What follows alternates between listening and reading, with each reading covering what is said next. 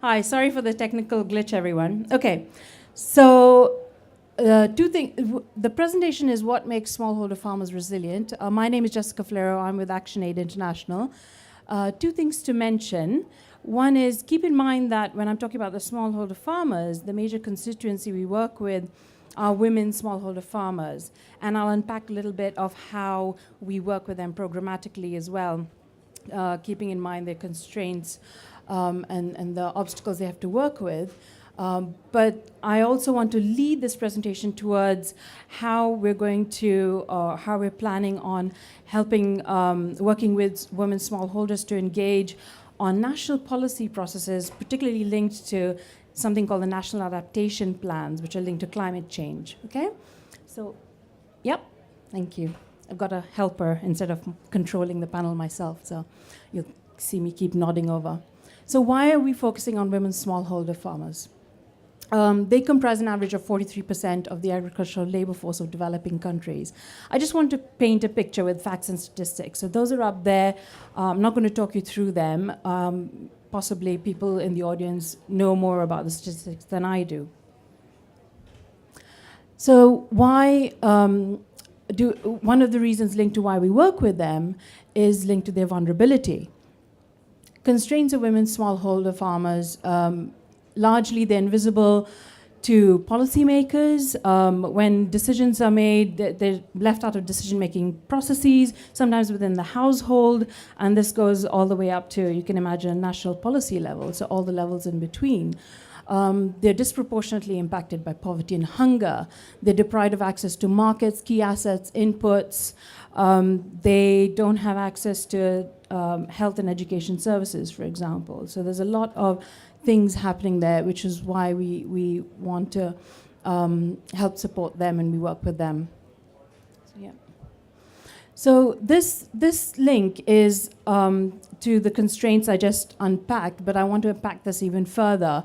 And we've just been, as ActionAid, we've just been unpacking our understanding of the underlying causes of vulnerability based on around our programmatic work. And for those of you who know of our work, we always take on board the political dimension, the power dimension. And so we came up with this illustration of how when you have a woman who goes through those constraints I just mentioned before, but then has to deal with the drought impact and she can't really get anything from the land, for example, what happens? So if you have a context where three elements come together, social exclusion, there's lack of assets and secured access to natural resources, and lack of skills, access to basic services and economic opportunities, that really exacerbates the issue. Just one of these in their own right is pretty bad. But so, for example, when we unpack social exclusion, things like patriarchy, working within patriarchal societies, being disabled, for example, you're really marginalized and socially discriminated against, and links to being left out of decision-making processes, for example. Lack of assets, not having a safe house over your head, or legal rights to the land that you tend make you really vulnerable. And you add a disaster situation to that, or climate change, which I'm going to be leading to, it makes it even worse. This slide is about ActionAid's programmatic approach, and we highlighted 9 different pillars, if you like, for programming. And this was through a long process of understanding our own programmatic approach and wanting to understand how women really are vulnerable, and putting that at the center of our programmatic approach. I just want to pick on the first one, which is how we're going to link with the linking women to the policy processes on climate change. Increased participation in sane decision-making structures and processes.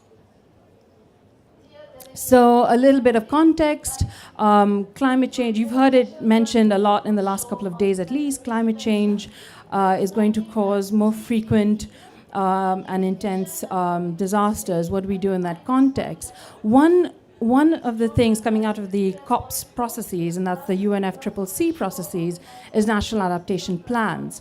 These, a little bit of technical jargon, these were established in 2010 and 2012. as part of the UNFCCC processes, and they help mainstream adaptation into national policy, focusing on long-term adaptation goals.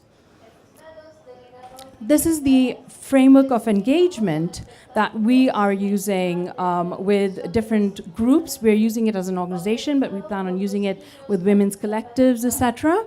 And it's a way of linking our programmatic approach, which is our human rights-based approach, looking at those underlying causes of vulnerability, and linking it with a stage 1, stage 2. So just talk you through this in brief. It's about understanding the institutional context you're working in. So in Afghanistan, for example, you have a weak governance context you work in, but in Malawi, possibly a really strong civil society to engage with. So drawing a picture of the institutional context. Step 2 would be understanding the government prioritization of national adaptation plans. Now, keeping in mind, these NAPs, as we call them, they have a 3-year from now to 3 years from now time for countries to actually start developing them. So we're at the start, and if we are able to get women smallholders engaged in these national development processes from the start, and this, like I said, is just a framework for engagement, then that can help make them more resilient. Third step, what's the present and strength of civil society?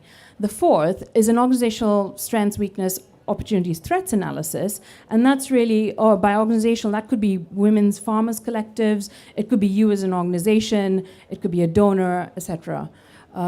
Stakeholder map for the NAP process. That's about understanding who your stakeholders are, what their level of influence is on the NAP's process, and how you as an organization can engage with them.